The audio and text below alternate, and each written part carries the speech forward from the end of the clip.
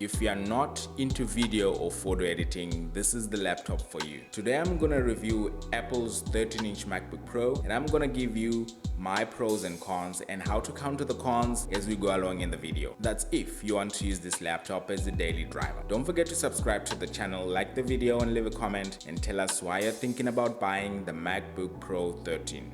Why not the 15-inch or the 16-inch? So I won't bore you with listing the specs. You can see them on the screen if you need them. But what I'm going to bring to your attention is that I have the 13-inch base model that comes with 128GB of storage and 8GB of RAM. Depending on what you use the laptop for, 128GB of storage will not be enough for you unless you are crunching documents all day long. To mitigate the storage deficit, I've had to take Microsoft 365 subscription that comes along with Microsoft Office apps and 1TB of OneDrive storage. Found this to be more appealing because if I had to get an external SSD, it wouldn't be a pretty sight with the lack of ports on this MacBook Pro. 8GB of RAM is pretty much okay. That's if you are not going to be doing any video or photo editing. And the only RAM hog on your PC is gonna be Chrome with all its tabs. When it comes to the design, there's no good news here, as the 13-inch MacBook Pro still has kept the same design for years. It's indeed an elegant device with a solid unibody aluminum chassis. Weighing in at only 1.4 kilograms, the MacBook Pro 13-inch is portable enough to fit in any of your backpacks, and you can take it anywhere without any hiccups. This base model 13-inch MacBook Pro packs a whopping 2 Thunderbolt 3 ports, which are both on the left side. To combat the lack of ports or I/O on this MacBook Pro, I had to buy the Lanteon adapter, which comes with Thunderbolt 3 port, 4K HDMI output, 2 USB 3 ports, Type-C data port, and a gigabit Ethernet port. It pretty much gets the job done. But when I was buying it, I didn't know that it has only one Thunderbolt 3 port. The reason is I wanted to use 2 external monitors and charge the laptop at the same time, but now I can only use one monitor. The right side houses a headphone jack only. Whether you're a movie binge watcher or you just appreciate the stellar picture, the 2560 by 1600 pixel Retina display on the 13-inch MacBook Pro is one of the best I've seen on any laptop. The MacBook Pro's panel is impressive as it registered a very good 163% on the color gamut and a bright 441 nits. Very few laptops have this good of a panel, so if you are coming from a Windows laptop,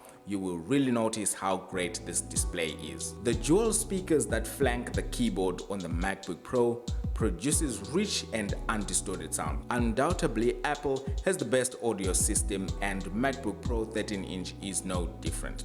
It offers a wide range of volume. For me, the maximum is very high, although the normal volume is more than good enough and works well. I can listen to my favorite tunes while playing and working on this laptop. The 4th generation Butterfly keyboard is quieter and still slightly more comfortable. The key travel is still well below most of the laptops. In my experience, it feels comfortable to type on it. I haven't had the urge to use an external Bluetooth keyboard because of something that I didn't like on the keyboard. The touchpad is very large and works very well. You just don't have to think about scrolling or performing gestures like 3-finger swipe ups for activating mission control view, and that's how it should be. Perfect.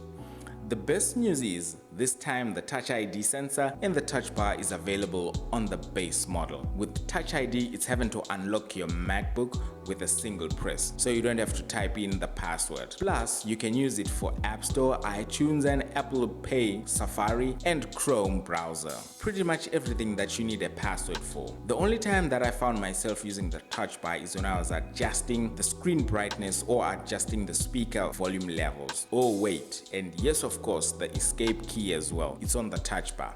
Other than that, I had no need to use it at all. In everyday use, I found the MacBook Pro very responsive. Even with 20 tabs open in Chrome, the Money Heist trailer started streaming instantly. And also with the productivity apps like Skype and Microsoft Office apps also running in the background, it works very well. As long as you're doing low to moderate tasks, you won't break the base model 13-inch MacBook Pro. While speaking on performance, the MacBook Pro tends to get a little toasty under moderate load. This is because Apple seems to prioritize the quietness of the laptop rather than the thermals. Somehow the thermal management systems tend to let the laptop run hot while the fan RPM is quite low.